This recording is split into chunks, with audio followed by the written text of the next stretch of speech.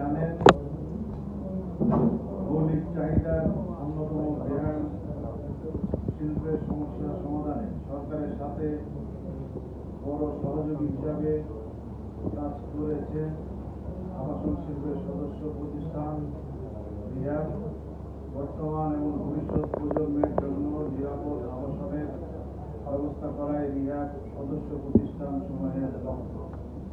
Rehab সদস্যদের আন্তরিক প্রচেষ্টার কারণে আজ শহরগুলো সুন্দর সুন্দর নান্দনিক ভবন আপনারা দেখতে পাচ্ছেন এবং আবাসন শিল্পের কার্যক্রমের উপর নির্ভর করে রড, সিমেন্ট, টাইলস, কেবল, রং, ইট, টাইল, স্যানিটারি আইটেম, ইট এবং একটু আগে জানলেন যে আমাদের ফার্নিচার আরো অনেক প্রায় 200-র অধিক লিঙ্গেজ ইন্ডাস্ট্রি আমাদের সাথে সম্পৃক্ত। এদের কারণেই আজকে অর্থনীতির চাকা গতিশীল হয়েছে। আপনারা জানেন 40 লক্ষ নাগরিকের কর্মসংস্থান এবং 2 কোটি লোকের কাজের সংস্থান হয়েছে এই গৃহায়ন শিল্প থেকে। পৃথিবীতে আবাসন শিল্প সহ সংশ্লিষ্ট লিঙ্কেজ ইন্ডাস্ট্রিজের অবদান প্রায় 15%। সাংবাদিক বৃন্দ, আবাসন খাত আপনারা জানেন আবাসন খাত ভালো থাকে তাহলে আমাদের সাথে সংশ্লিষ্ট লিঙ্কেজ শিল্পগুলো স্বাভাবিকভাবেই ভালো থাকার কথা, কিন্তু আবাসন শিল্প যেহেতু ভালো নেই তারাও ভালো নেই, কারণ লিঙ্কেজ শিল্পগুলো সব শেষ ফিনিশিং প্রোডাক্ট বেশিরভাগই ক্রেতাই হলো। আপনারা জানেন বৈষম্যমূলক ড্যাম 2022-35 ইমারত নির্মাণ কেন্দ্র করে শিল্পে মারাত্মক সমস্যার সৃষ্টি হয়েছে এবং এই শিল্পের নেতিবাচক প্রভাব পড়েছে এবং এর একটি প্রভাব লিঙ্কেজ শিল্পগুলোর উপরও পড়েছে। ড্যামের পার সমস্যাকে কেন্দ্র করে আবাসনের ভবনের উচ্চতা এবং আয়তন একেবারেই কমে গেছে।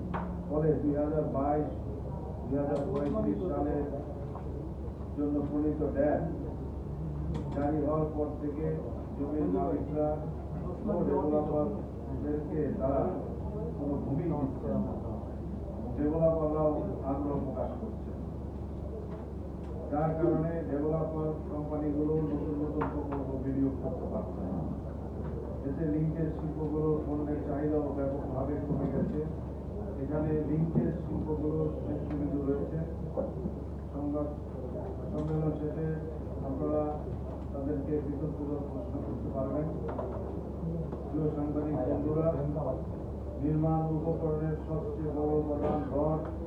সেই রডের চাহিদা প্রায় অর্ধেকে নেমেছে।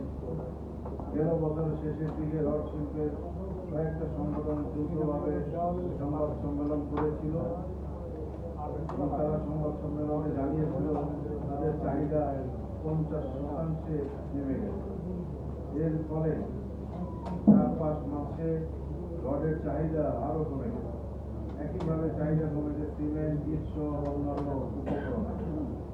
চাহিদা কমে যাওয়ার কারণে কিছু কিছু পণ্যের দাম কমিয়ে দিয়েছে সংশ্লিষ্ট লিঙ্কেজ শিল্প প্রতিষ্ঠানগুলো, কিন্তু তারপরও পরিস্থিতির কোনো পরিবর্তন হয়নি, যার ফলশ্রুতিতে অনেকগুলো লিঙ্কেজ শিল্প প্রতিষ্ঠান তাদের পণ্যের উৎপাদন কমিয়ে দিয়েছে। কোনো কোনো প্রতিষ্ঠান 3 শিফটের উৎপাদন 2 শিফটে নামিয়ে এনেছে, আবার কেউ সেটাকে 1 শিফটে নামিয়ে এনেছে। উৎপাদন কমানোর কারণে স্বাভাবিকভাবেই কর্মসংস্থান সংকুচিত হয়ে পড়েছে। অনেক লোকবল ছাঁটাই।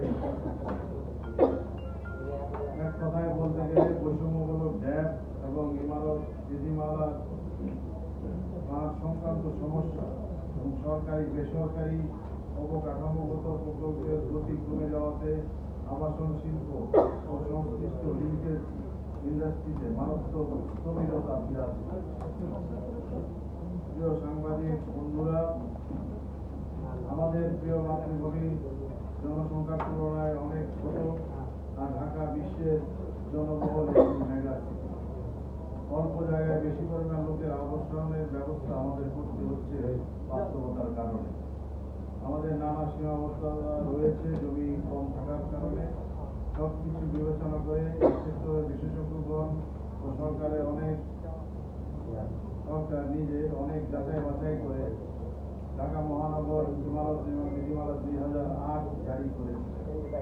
বিগত স্বৈরাচারী সরকারের মদতপুষ্ট একটি স্বাস্থ্যবিধি মহলকে খুশি করতে কতিপয় অসাধু কর্মকর্তা একটি সুন্দর ও সময় উপযোগী ঢাকা মহানগর ইমারত নীতিমালা 2008-কে উপেক্ষা করে এবং মাস্টার প্ল্যান 2010-কে অন্যায়ভাবে রহিত করে 2008-এর পারের যে মান ছিল সেটাকে কমিয়ে দিয়েছে। সৃষ্টি করা হয়েছে নগরবাসীর মধ্যে ভবন নির্মাণের ক্ষেত্রে চরম বৈষম্য। এরপর থেকেই আমাদের প্রিয় রাজধানী সহ বড় শহরগুলোতে উন্নয়নের ধস নেমে স্থবির হয়ে গেছে আবাসন সংশ্লিষ্ট লিঙ্কের শিল্পগুলো, যার একটি ব্যাপক প্রভাব দেশের সার্বিক অর্থনীতিতে পড়ে। এই খাতের স্থবিরতা না কাটলে সরকার রাজস্ব অনেক কমে যাবে এবং লক্ষ লক্ষ নাগরিক বেকার হয়ে যাবে। এসব বেকার নাগরিক জড়িয়ে পড়বে বিভিন্ন অপকর্মে, ফলে আইন শৃঙ্খলাতে এর একটি নেতিবাচক প্রভাব পড়বে। প্রিয় সাংবাদিক বন্ধুরা, আবাসন শিল্প ও লিঙ্কেজ ইন্ডাস্ট্রিগুলোতে ভ্যাট ট্যাক্স জনিত নানা ধরনের সমস্যা রয়েছে। সামনে আমাদের জাতীয় বাজেট ঘোষণা হবে। আমরা সহ বিভিন্ন সংগঠনের পক্ষ থেকে যার যার মতো করে আমরা দাবি সরকারের কাছে পেশ করেছি। আসন্ন জাতীয় বাজেটে এই সবগুলো সংগঠনের যে বাজেট সংক্রান্ত যে দাবিগুলো সরকার সমাধান করে এবং পূরণ করে আমরা সরকারের কাছে তাই দাবি জানাই। আমরা চাই একটি বাস্তবধর্মী, জনবান্ধব ও ব্যবসা বান্ধব বাজেট, যাতে বর্তমান অন্তর্বর্তীকালীন সরকার জনগণকে উপহার দেন। বিনিয়োগ বৃদ্ধি, কর্মসংস্থানের সুযোগ তৈরিতে বাজেট যাতে ভূমিকা রাখতে পারে সেদিকে সরকারকে নজর দিতে হবে। প্রিয় সাংবাদিক বন্ধুরা, বৈষম্যমূলক ও ত্রুটিপূর্ণ ট্যাক্স নিয়ে ভূমির মালিক, আবাসন ব্যবসায়ী এবং লিঙ্কেজ শিল্পগুলোর বিনিয়োগকারীদের মধ্যেও চরম অসন্তোষ রয়েছে। ভূমির মালিকের পাশাপাশি ফ্ল্যাট ক্রেতাদের মধ্যেও ক্ষোভ বৃদ্ধিতে অর্থনীতিতে গতিশীলতা আনার জন্য অবশ্যই আবাসন শিল্প সংশ্লিষ্ট লিঙ্কেজ ইন্ডাস্ট্রির স্থবিরতা হতে অতি দ্রুত উত্তরণ ঘটাতে হবে। সরকার এই ব্যাপারে একটি ইতিবাচক ভূমিকা নিতে পারে। আমরা প্রত্যাশা করি বর্তমান অন্তর্বর্তীকালীন সরকারের সংশ্লিষ্ট কর্তৃপক্ষ এই বিষয়ে যথাযথ পদক্ষেপ জরুরি ভিত্তিতে গ্রহণ করবে। উপস্থিত সাংবাদিকবৃন্দ, আপনারা সবসময় আবাসন খাতের সংকটে কর্মকাণ্ডে সার্বিক সহযোগিতা করে আসছেন। আবাসন খাত এবং সংশ্লিষ্ট লিঙ্কেজ ইন্ডাস্ট্রিজের আমরা যারা এখানে আছি প্রত্যেকেই আমরা তাদের